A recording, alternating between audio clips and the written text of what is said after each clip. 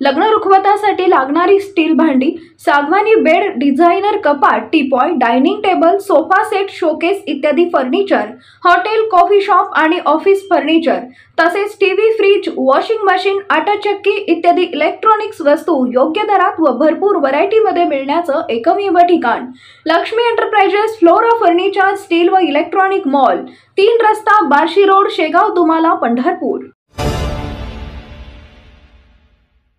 पंढरपूर मंगळवेढा विधानसभा मतदारसंघातील अनेक वर्षांपासून प्रलंबित असलेल्या विविध प्रश्नांबाबत मनसे नेते बाळा नांदगावकर, मनसे नेते दिलीप बापू धोत्रे यांनी मुख्यमंत्री एकनाथ शिंदे यांची भेट घेऊन सकारात्मक चर्चा करून निवेदन दिले।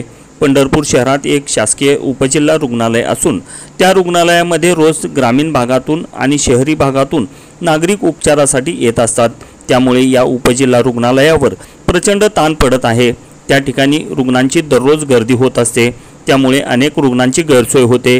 पंढरपूर नगरपालिकेचा दवाखाना सुरू असताना त्या दवाखान्यातून पंढरपूर शहर आणि शहरात येणाऱ्या भाविक रुग्णांवर चांगले उपचार देखील केले जात होते। परंतु गेल्या 3 वर्षांपासून नगरपालिकेचा दवाखाना बंद केलेला आहे। हा दवाखाना कशासाठी बंद केला ते आजपर्यंत समजले नाही।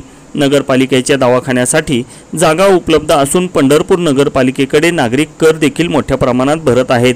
त्यामुळे आर्थिक अडचण नसून नगरपालिकेच्या तिजोरीतील पैसा ठेकेदारांना जगवण्यासाठी वापरण्यापेक्षा गोरगरीब जनतेच्या आरोग्यासाठी वापरण्यात यावा आणि बंद असलेला नगरपालिकेचा दवाखाना त्वरित सुरू करावा अशी मागणी मनसेच्या वतीने करण्यात आली होती।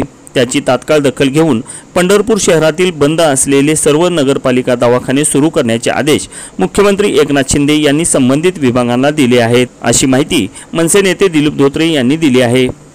ताज्या घडामोडी जाणून घेण्यासाठी शिवशाही न्यूज यूट्यूब चॅनलला सबस्क्राईब करा। आपण हा व्हिडिओ फेसबुकवर पाहत असाल तर फेसबुक पेज फॉलो करा आणि शिवशाही न्यूज.com या आपल्या वेबसाईटलाही भेट द्या।